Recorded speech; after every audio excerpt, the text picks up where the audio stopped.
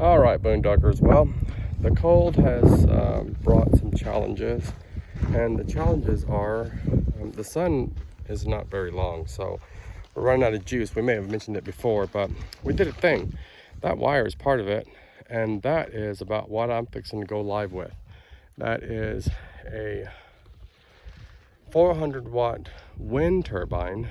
So right now the blades are taped down, and we have it just basically above the RV, a couple of 100 inches. I don't know, 5 feet, 6 feet. I don't know how far it is, but there's the wind turbine. I'm fixing to go live with it. So I do want to show you how it all got hooked together. Okay, so here in my solar box, I have my solar generator. This is the solar charge controller. It's not very heavy because it has never really gotten a full charge. And this is the wind hybrid controller. I don't know how good it is, but really what I did was I jumped it from the battery terminals over to the solar terminals, and then those black wires go into the RV. The yellow ones are coming from the wind turbine. Now the wind turbine only has 3 connections, A, B, and C.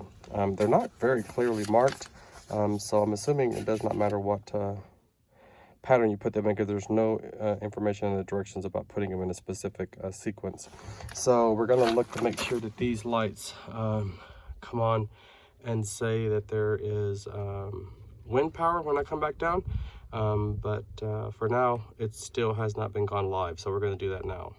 So as you can see, I have a little bit of a tape there to hold the blade while we did the guy wires and all that. It was quite a process, but what I'm going to do now is just I'm going to break this tape and let those blades take off, so hopefully it won't be too much of an issue.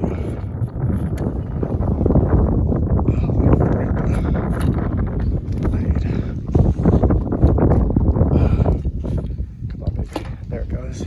So now we have a pretty good wind today. The reason I decided to go with wind is because in New Mexico there's always wind, and I thought, well, why not make the best use of it, get some power out of it. So as you can see, it's going. It hasn't started making noise yet, but we're gonna go check the battery down bottom.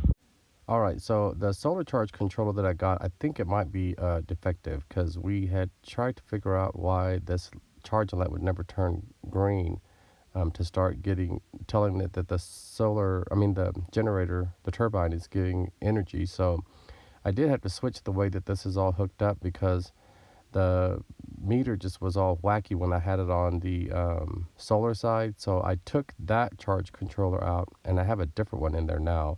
I'll show you the one that came with the generator, with the wind turbine. It's a different one. So I'll show you that one here in just a second. Well, this is what it looks like at night whenever the turbine is running. So it's actually on. The other charge controller is this one, and that green light tells you that the unit is getting power. I had to do some finagling to get it to work, because this one's just actually no good. But once I changed it over to this charge controller, it made it a little bit more even. So here's what it sounds like.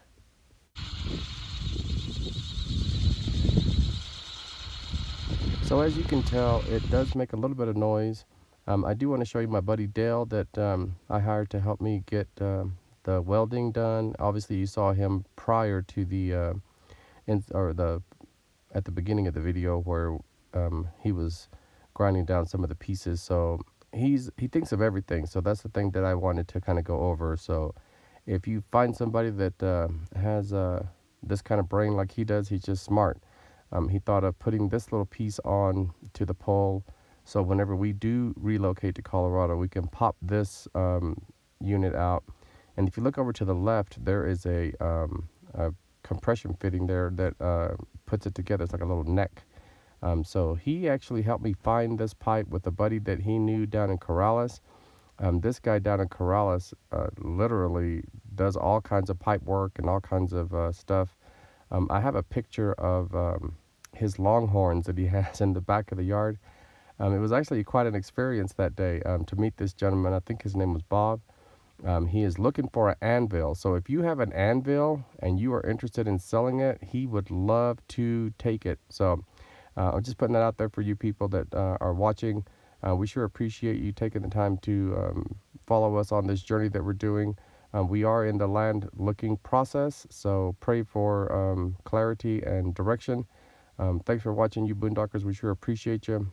Have a great week.